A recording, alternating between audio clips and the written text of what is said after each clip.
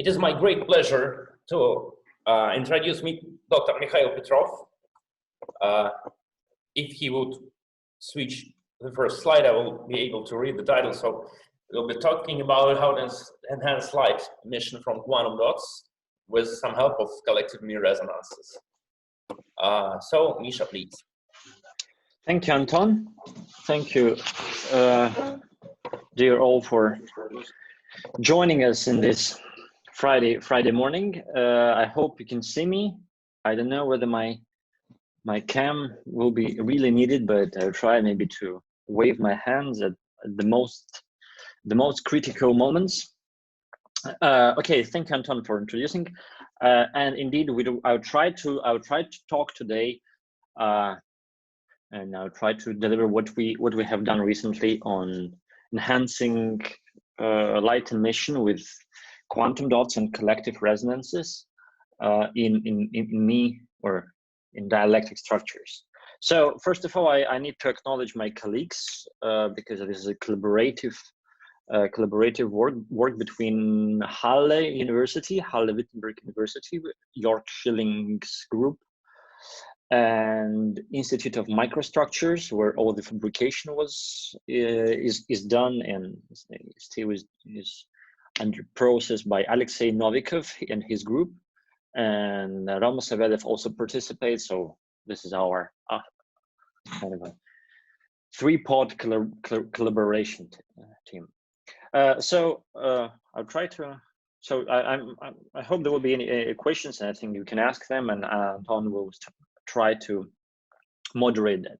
So I would not stop much on dielectric nanoresonators. So I think here we more or less know much about that. So for small dielectric particles, for sphere in Mie theory, there are magnetic electric dipoles and magnetic quadrupoles, and all of them can be in optical range, invisible or infrared.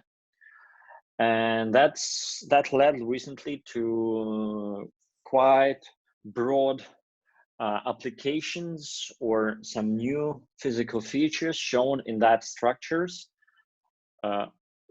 Among other materials, silicon and semiconductors are considered as the most appropriate ones. So here are just a few highlights from what has been done recently. And today we will focus mainly on the question of how to on emission enhancement without dielectric resonators, or all dielectric if you want particles or nanostructures. It depends on your tastes. How do you call them? So that has been started quite a long time ago, since I think the first papers were done by Kirschar's group and Isabel Staude, ICS Photonics. So here later by Nicolas Banot from Marseille, and also by Stefan Meyer from London that times. So people have shown that quantum dots can emit. You can emit enhanced emission of quantum dots or colloidal or dyes close to nanostructures, close to dielectric structures, where the field enhancement is and where is some kind of a particular, possibly high Purcell factor. And those approaches were, of course, because of all these dielectric community came actually from plasmonics. So those are more or less the designs and the approaches people use in plasmonics. However, of course, this is not a very reasonable way how to enhance emission, because the most of the field is localized inside, and people actually observed that this coupling was quite weak, despite there was some particular field enhancement. The coupling of quantum emitters was quite weak. So the only reasonable way how to do that is to embed quantum emitters inside the resonators. So, and then what we have when we couple quantum emitters with resonators, just a few very basic things. Yeah, so we have a kind of an atom or an emitter in the cavity, and then it emits light. Light can bounce there and back, and then because there's some kind of a enhanced density of optical states, so there are the number of photons which can fit inside a cavity is just larger than free space because it's resonant structure. One can expect to have this Purcell enhancement, which is proportional to quality factor and inverse proportional to volume of the mode. So the ideal situation, if you want to enhance somehow emission or make the emission faster, to occur faster, you need high Q and low volume resonators. And of course we have radiative and non-radiative losses, which and it's hard to beat non-radiative losses, and we'll discuss that a little bit later. On that way, of course, all possible resonators have been considered, and the typical classical microdisc resonators, like whispering gallery mode resonators, microdiscs, they have ultra high, very high Q, however large volume, and relatively large.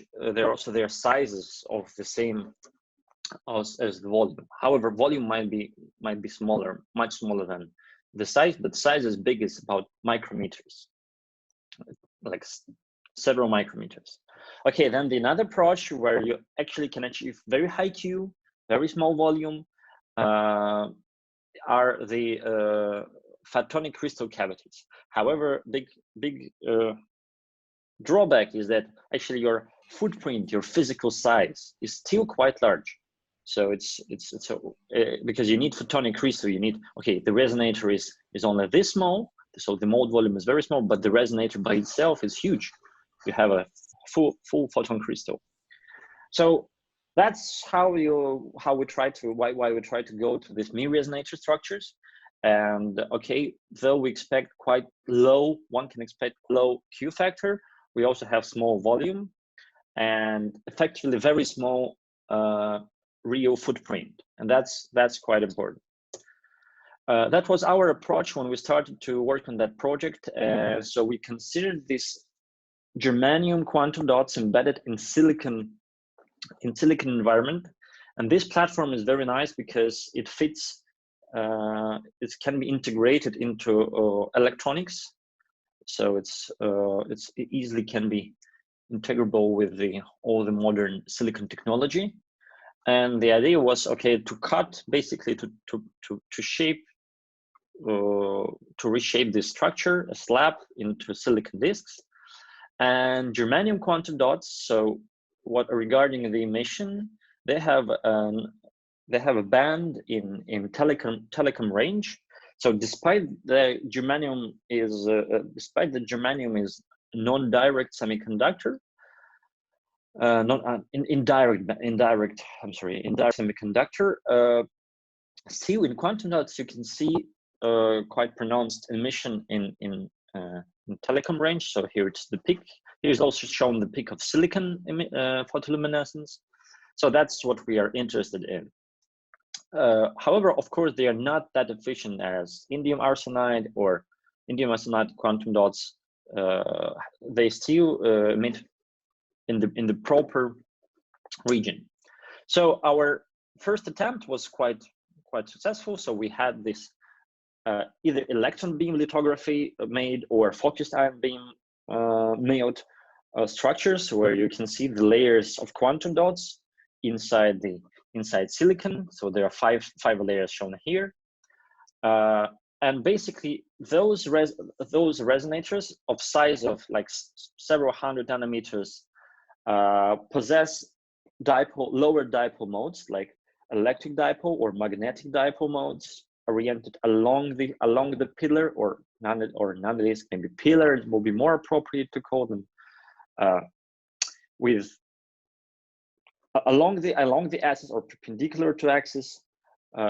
Shows here are the modes shown, and actually the luminescence, one can see that the photoluminescence of germanium quantum dots are well reshaped due to presence of these modes. And so here are several peaks. So electric dipole peak, magnetic dipole peak. So this is this photoluminescence spectra of single pillar, and already here one can see the resonances. So, but obviously it's not that pronounced, and that's because those modes are dipole modes, and they're very well coupled to light, and their Q factor is very small. So we cannot expect high, like strong Purcell factors or luminescence enhancements as well. So, but can we increase the Q factor anyhow? Yeah, of course, but we just need to suppress the radiation losses, which is the main source of losses, of optical losses in this range. So how to do that? So actually, I just recall you some kind of if you remember, some simple approach in hybridization of electron states. Yeah, so we can try to elaborate, to take that to use some mode hybridization in nanodisks, in nanopillars. So I just recall you that when you have two atoms, so the simple quantum mechanical picture, to have two atoms, you bring them together, then each atom has each level. Then when you bring them together, you have splitting of the electron levels, and then two modes are formed, normally called symmetric and anti-symmetric. And actually, and this is what we call hybridization. So the same happens. It's like two pendulums which are coupled through an additional spring, and then there are two modes: symmetric when they are almost not affected, and anti-symmetric when two pendulums oscillate in contraphase, in pi phase, with a pi phase shift. The same occurs in nanoparticles, of course. If you take a dimer of particles, each has their own resonant mode. They behave absolutely in the same manner. However, there are more modes because we have transverse modes and longitudinal modes. So these are dipole modes. Yeah, we'll not think now about whether they are dipole or magnetic or electric dipole. Any dipole mode. They can be transversal or longitudinal with respect to the direction of the axis. And when you bring them together, these are the frequency, and this is the distance between them. And closer you bring them, the larger is the splitting between the frequencies with the energies of two levels. And like transversal modes, they will be symmetric with higher energy and anti-symmetric with lower energy, and vice versa with longitudinal modes. So again, because of this hybridization, you can observe splitting of the modes. And this is obviously anti-symmetric mode, which is for which dipole moment on one particle is contra-directed to dipole moment to the dipole moment in the another particle. So this mode in antiphase has a lower radiative losses, because these dipoles can kind of cancel each other in the far field. So you have already not a dipolar oscillation, but more like quadrupolar. However, of course, for symmetric, where two dipoles are in phase, you will have like increase of radiation losses rather than decrease of them. So these are non-radiative modes. And of course, if we bring together three particles, we will have splitting into three modes, one radiative, one subradiative, and one like moderate. And that's what we have observed with like some time ago with these nanopillars. So we cut three pillars and together and saw that okay, our luminescence has been has been enhanced after that. So here is a photoluminescence spectra as a function of wavelengths, and what we see here is initial quantum dots in this slab. Then there was some enhancement after forming one disk, and much stronger enhancement after cutting, after making three disks or three pillars in a row. But of course, this process can be you can make it even longer, and this is no problem. And actually, that was shown some time ago in our more earlier paper where we have considered a dipole coupled to this chain, to the same chain. It was a theoretical paper, and there was microwave experiment. I'll show it just the next slide. So Purcell factor will be increased with increasing of chain length. So the longer is the chain, one can expect the enhancement of Purcell factor up to 100 or 120. And that was done experimentally. So that was a source of electromagnetic radiation placed in just in the very middle of 10 of disks. And we saw real Purcell factor enhancement up to around 60 or 70, and that in gigahertz range. And that was quite well described by modeling. So, but our aim was that to observe that in optics with our silicon structures. But before I will go into the details of our experiment, I want to have a kind of a short detour on dispersion in 1D periodic systems. So now another view, not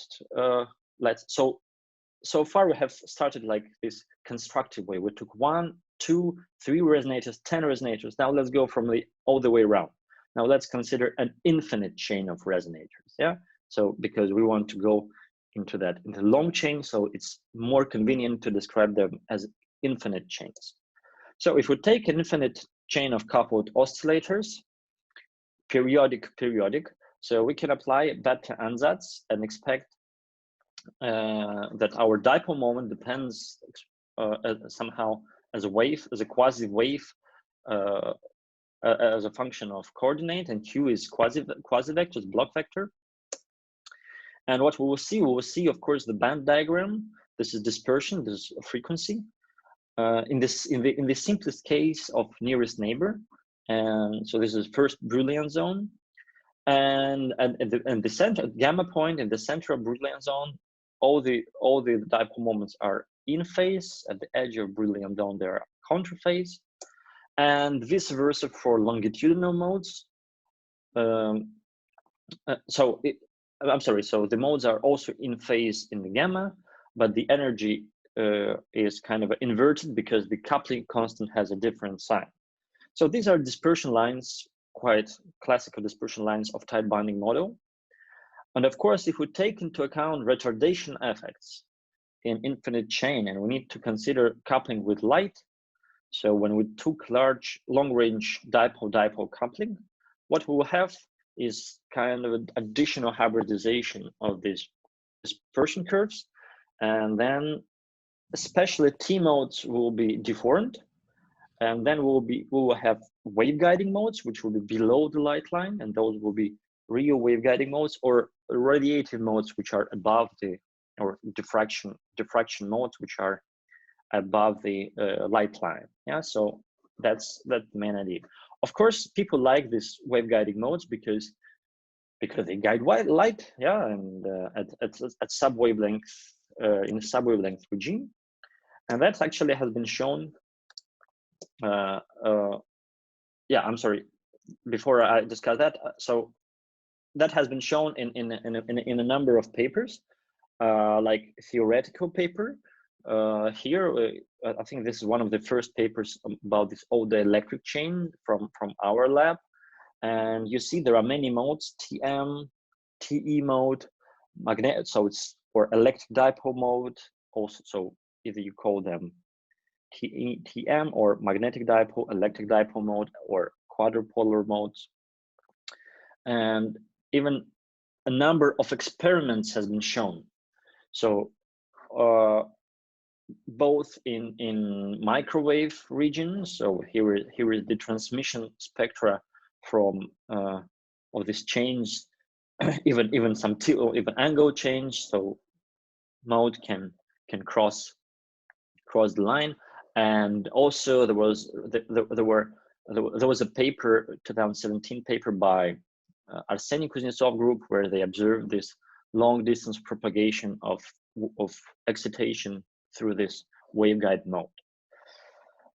So this works. But basically, now what will happen when we make a simple when we make a finite chain. Yeah, I need to go back.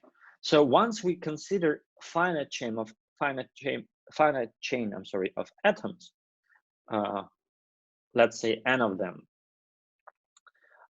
So what we will see is that we have on this dispersion line, we will see that there will be a number of n points which correspond to each particular mode. So because we have a finite number of elements, that means that number of modes is exactly n as number of atoms, or not atoms, yeah, or dipoles, right? So, and basically here, the mode which was originally close to gamma point will be super radiative, because like all the dipole moments are in phase, and the modes very close to, which are the closest to the band edge, will be subradiative. And it is known that superradiative modes, their radiative time or inverse radiative time is enhanced in n times, where gamma node are radiative losses of single dipole. So the collective radiative losses will be n gamma. So you have just increase of radiation. However, for the modes which are close to the band edge, you have radiative suppression, and it's normally depends as gamma node over n cube. So the larger is n, the smaller are the radiative losses. Misha, we have a question from Maxim. Maxim, could you please ask it?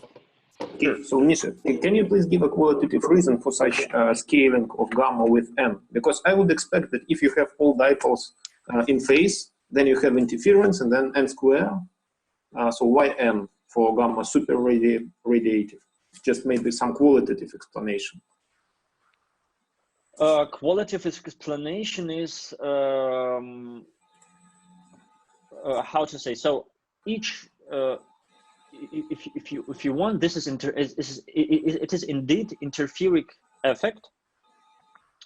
So what happens is that like each atom stimulates another atom, if you want to say so. So it's maybe kind of a stimulated emission. So each atom, when it is in phase, so it somehow helps another atom to emit its photon. But so, and because there are n atoms, so you see you have this n enhancement, n times enhancement. So I think that's the most simple and naive picture I can give you.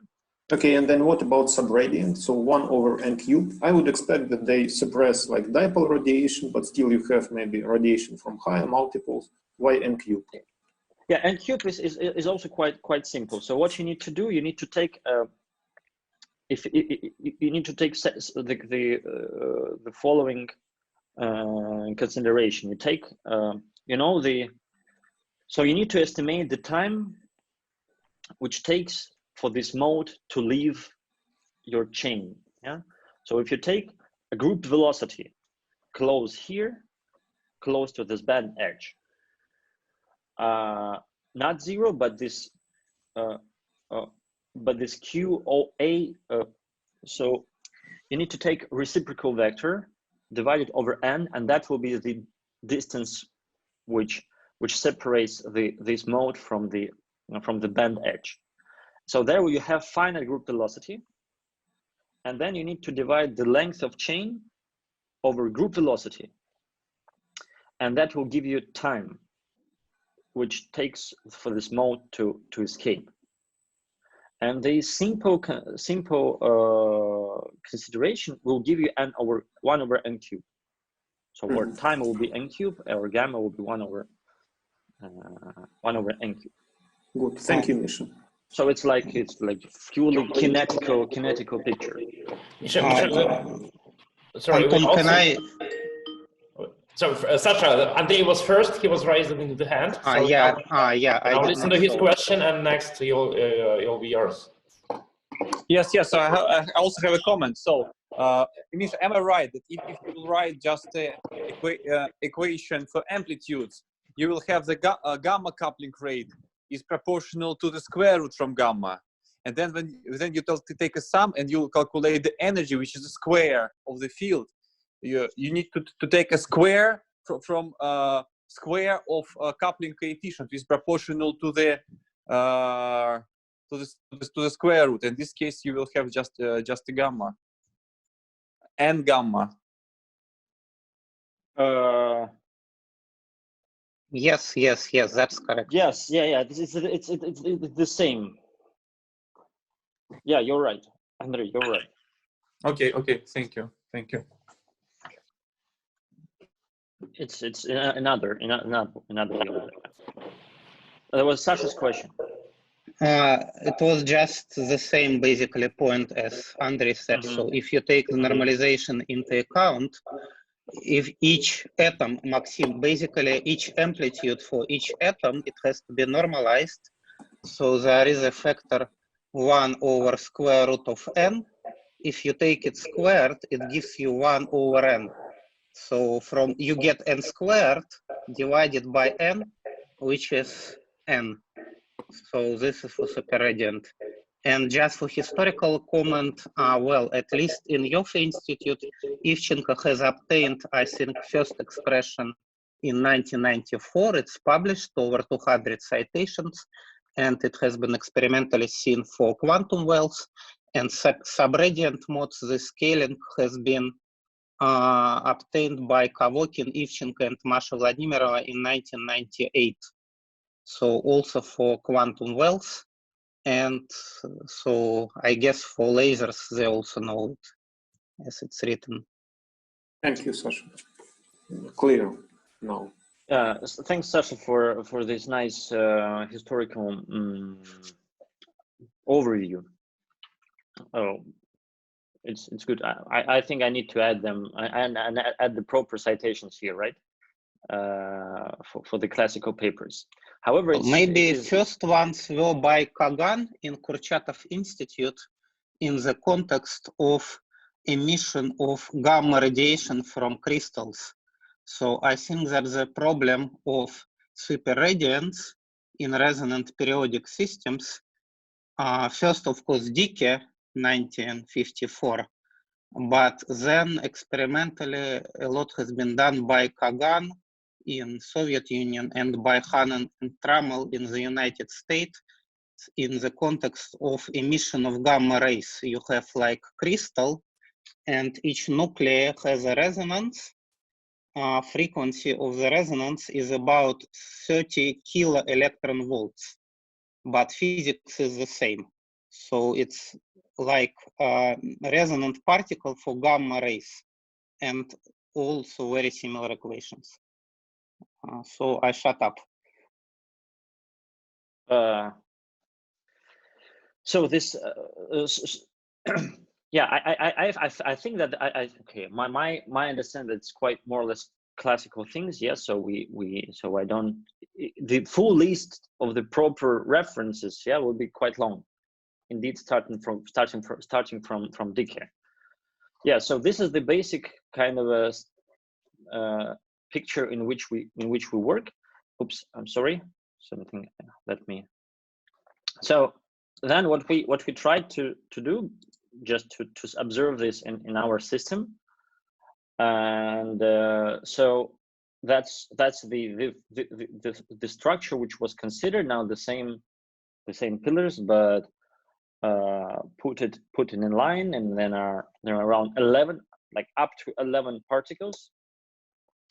And so let me show you the photoluminescence spectrum which was observed experimentally. I will not describe the experimental setup, but if there will be any questions, I can come to that. I have some slides on that if we will have time, and there will be particular interest in that. So basically, what we do, we take a slab. We took a slab and then cut these pillars, and a photoluminescence spectrum from pattern structure was like this. This is the dashed line. So after this after structurizing, after making this chain, our photoluminescence was enhanced, and here are the peaks. So you see some kind of a grid of peaks, and there's a question how to identify and what are they. So for that, what we did actually this polarization resolved luminescence. So we actually just put a polarizer, and for two polarization, you see one is red dashed line and another blue dashed line. So you cut half of. You see that once you put polarizer perpendicular to the chain, you have only this dipole and this mode and this mode. And actually, already from this,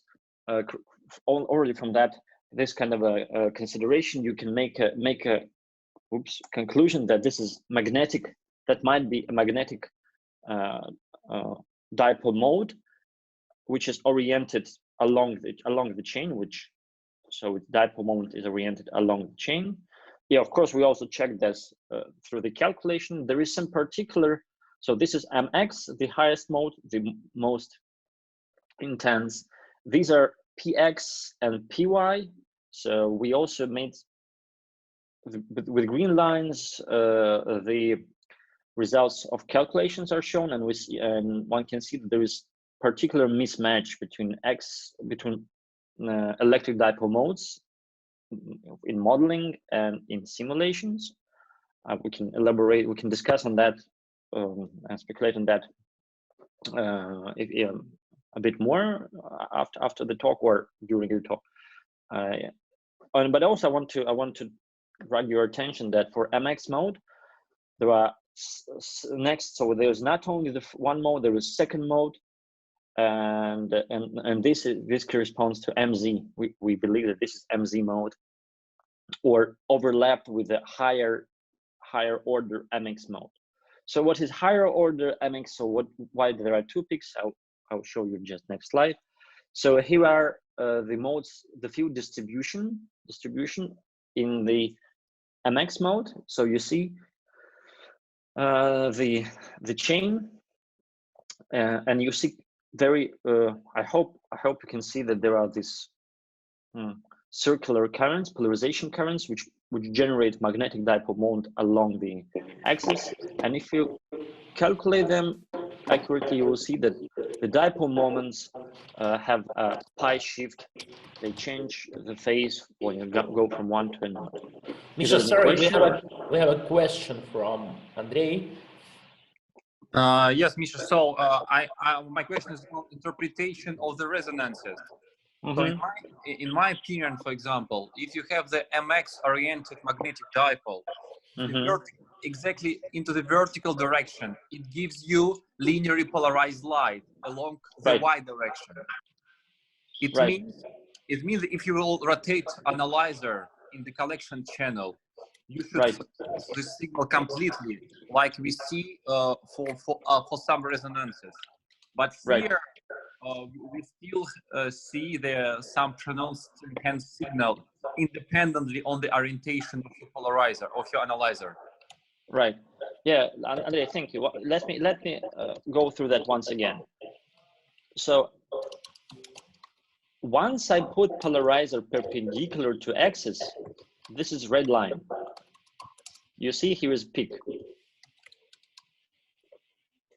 But then I rotate the analyzer perpendicular, parallel to axis of the chain, and then the peak disappears. Oh, I'm sorry, I didn't get it. Okay, I see that there's no signal. Yeah, but you're absolutely correct. And then with PX dipole, it's vice versa. So it works for one orientation, and then you turn it off for another. With MZ, but for vertically polarized dipoles, there is no sensitivity for the orientation of the analyzer. Yeah, right. There is no sensitivity, but there is also the signal is very weak because they just emit into sides, so they do not emit much in upper direction. So, and I believe that we just cannot see them properly. So this is something like Z-oriented dipole, electric dipole, and it's very weak, and I don't know what's about the sensitivity. So I wouldn't be so assured about it, whether it's sensitive or not. It's hard to measure them. Yeah, it's hard to collect them because they strongly emit into sides, not in a vertical direction. And the objective was oriented, like placed on top. Okay, so once again, so just this MX mode, for example, it's the mode where in each neighboring pillar the phase is changes for pi. So, and this next mode is the same mode, but like MX, but with one node in the middle, and it has a bit smaller Q, lower Q, and it's just the same mode, but with one node in the middle of the chain. So basically, if we go and consider it from another point of view, yeah, from the if we plot the dispersion lines for these particular chains, these are the numerical simulations. That's what we will see. So there are MZ modes. So like this PZ hybridized with MY modes. They are very so you see it's like the modes which propagate along the chain. So it's almost plane wave going along the chain. And then there are MZ, MX, and MX is one of the most high Q, and that's what we observe. So the solid lines are the dispersion curves for the modes under the light line, and with points I just showed here where are the particular modes of finite 11 element chain here. Yeah. So, and with the size of the circle, their Q factor is shown, right? So this is Q factor. So the larger the circle, the higher is the Q factor. So this mode has no nodes along the chain, and this has one node along the chain. This has two nodes along the chain, and etc. So next, of course, we try to measure Q factor as a function of length, of number of disks in a chain. So they increase, and it's more or less is in accordance with the modeling. Of course, we are interested in considering this double logarithmic plot, and indeed, so we see this n cube only at the end of the chain. So actually, we just didn't have enough length in resonators, so we needed some more of them. But there was some experimental difficulties with that rather than any principle. But here already for 9, 10, 11, you see that regime is switching, and you see this changing of the slope, which now starts to be described with this n cube dependence.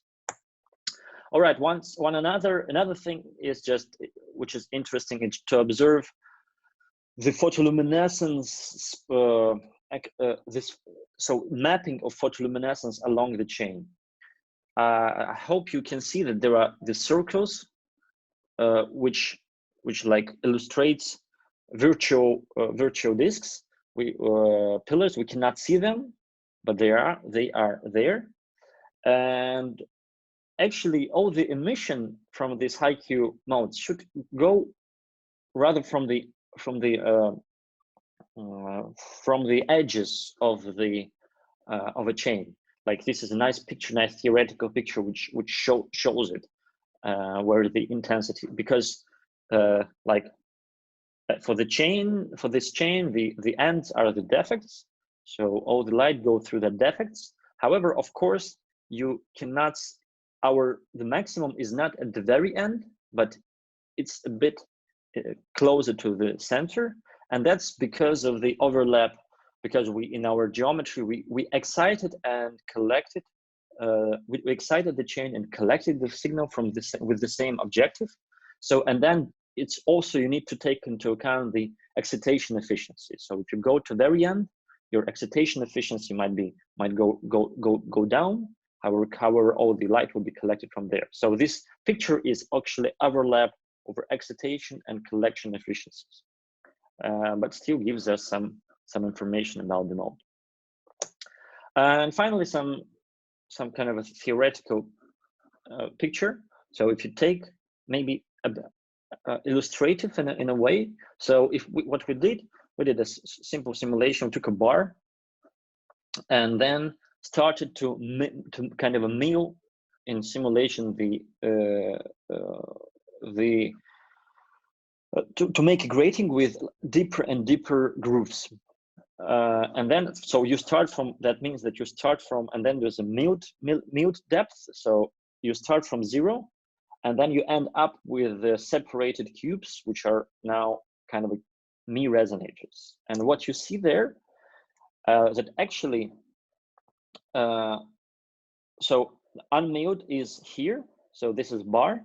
And actually you see that this is the mode, this is a cross section, but it still looks very similar as magnetic dipole mode. So these are the currents. So if you can attribute to each of these fields, localized field spots, right? A magnetic dipole, which is along the bar. So these are along, again, kind of a magnetic dipoles, looking in one direction and then another, so in antiphase.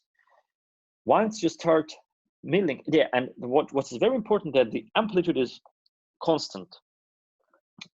Amplitude of the field is constant because this is just a Fabry-Perot resonance. But once you start making a groove, or you're reshaping, yeah, you end up to restructuring the field, and then you end up with the mode we saw previously. But now what is important, the field at the edges is almost 0, because this is kind of there's now a grating mode, yeah, just because there is some I'm sorry, I'm missing the terms, just because there is an envelope, yeah, because now we have a block functions which provide us with this envelope, and we have sine function, and with small intensity at the end. And as we discussed, because of small intensity of the field at the ends, that provides us with higher, so with lower emission, because the lower is the field at the ends, the lower will be the radiation of emission of mode through this through the structure, out of the structure. And that's what was shown with what we saw here. So you see Q factor, once you're milling, the stronger and stronger, the higher you make. So once you approach the isolated structure, your Q factor only increases, and reaching up value of several hundreds for isolated Mie-resonators. So that's all from our recent results, and but I want, of course, to drag your attention to some recent results from Arseniy Kuznetsov group, who have very nicely developed this kind of a technology. So they've shown recently lasing in BAC resonances in two-dimensional array of gallium arsenide of 3,5 structures. And just recently there appeared this archive paper where they claim laser emission from single supercavity mode with Q factor of up to 1,000. Yeah, so the basic idea here is that despite that you have these dipole modes are low, are have strong radiative losses. If you play properly with their shape or with the collective, you can suppress the radiation and get quite high Q resonances, like here, even with one single disk. So that is it. Thank you for your attention, and I'm glad to hear your questions. Misha, thank you very much. So, colleagues, it is time for questions. Please, you may raise your hands, and I'll give you the possibility to ask what you want.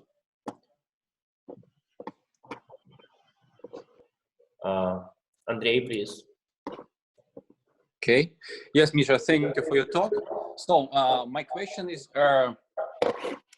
did you compare your results of, of enhancement of quality factor in periodic structures with the results known in photonic crystal cavities? Because in photonic crystal cavities, you can have the same total size of the structure, but the quality factor can be much higher than in pure periodic structure without defects. Yeah. So the thing is that that was our aim when we were doing something like this. Yeah. So we wanted to consider this DFB structure, like a bar with a DFB grating with these Mie-resonators. However, it's maybe not that. So the short answer, we don't have exact comparison so far, because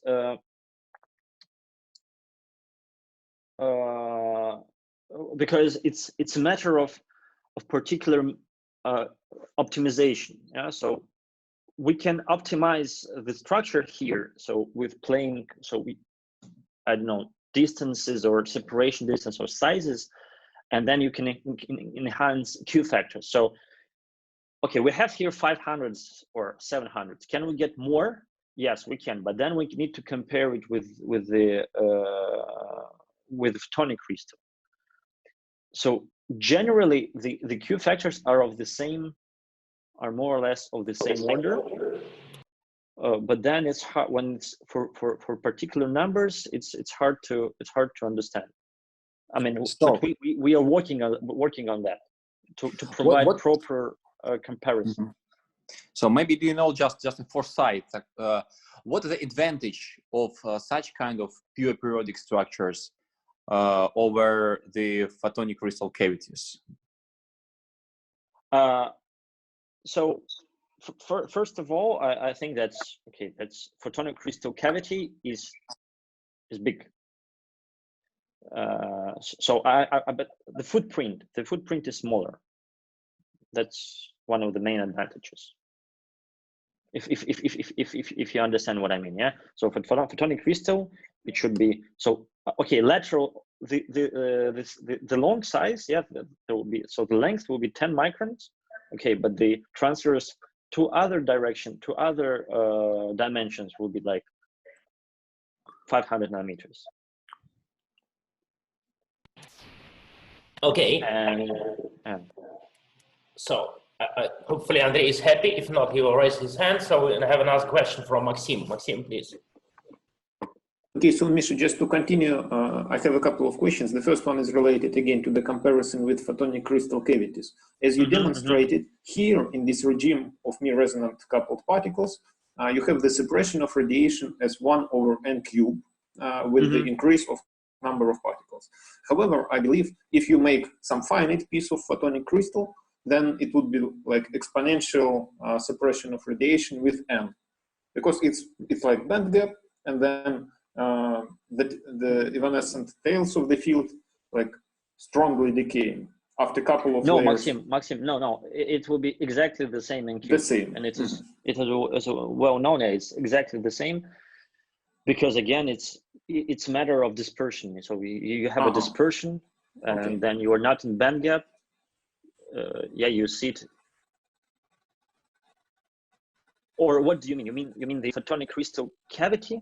Or photonic crystal? What photonic crystal? No, I'm speaking about this photonic crystal cavity. So basically, you have the same scaling, and it's the issue of optimization, as far as I understood. Exponential scaling. Yeah. Okay. Now I got it. I thought, okay, so there you will have exponential scaling. Yeah. So you mean a cavity surrounded by photonic crystal, and then you shrink the size. Yes. Okay. Yeah. There it will be exponential. Right. And it seems it's like more promising because you can keep just a couple of layers in this photonic crystal, small size, and still you suppress the radiation. Maybe, but I can have one can have here actually. So yeah, so it's the same, more or less the same story as a photonic crystal. With optimization, I'm claiming that if I will not make them with the same distance, but I will change the distance between the elements, you can also have exponential decay here, but that's not for periodic structure. Okay, good. And the second question is very simple and naive. In the beginning, you showed us the splitting of the modes, transverse and longitudinal, for the pair of the particles. Just can we go back to that slide? Yeah. And make sure that I somewhere in the beginning. Yeah. This picture, 18th slide number 18. Okay. So I guess that since we have different sign of coupling constant for transverse and for longitudinal modes, I would expect that you should draw omega transverse plus and here omega longitudinal minus. Okay, so it's a matter of definition. Okay, so, I see now the picture. Yeah. What is important is the dipole, the orientation of dipoles. So just the designation. Okay. Yeah. Call plus the higher, with the higher frequency. Clear with that. Okay, thank you. I'm through with the questions. There was a question from Kseniia, I think, on the somewhere. Anton? Yes. So still, I don't have any raised hands. There is a question from Ksyusha in the chat, I see. I can answer it. Please answer it. Yeah. Could you please read it first? Why bigger? Kseniia asks, after greeting all of us, she asks, could you please explain why bigger radiative losses at the ends of the chain correspond to the bigger Q factor of the chain? This is wrong. So that probably was my mistake. The bigger radiative losses lead to smaller Q factor, of course. I just mixed something. The stronger radiative losses at the ends, the smaller is the Q factor. Sorry. Thank you, Misha. Any questions? Any more questions, colleagues? We have a few minutes. Okay, if you don't mind, I would ask Misha, what next? So next, actually, I think we try to indeed have this comparison between the photonic crystal, like the comments from Andrei and Maxim, and also to have this proper correspondence and to understand whether there is some deep interest or advantage of that. And next will be to try to make something more efficient with this, even with this chain, to make more efficient high Q state modes, because we see that it can be increased not as MQ, but faster, like n into 6 power, and that actually can be also observed here with this kind of a structure. And maybe just for a matter of academic interest, to measure time resolved, because we have measured time resolved with single structure. It's quite tiny, but maybe we'll be able to measure from chains, but that's and to measure real Purcell factor there. But there are experimental issues, and it's not that easy. However, I'm ready to discuss together with my experimental colleagues. Anton? Yes, thank you, Misha. And we have another question. Sasha, please.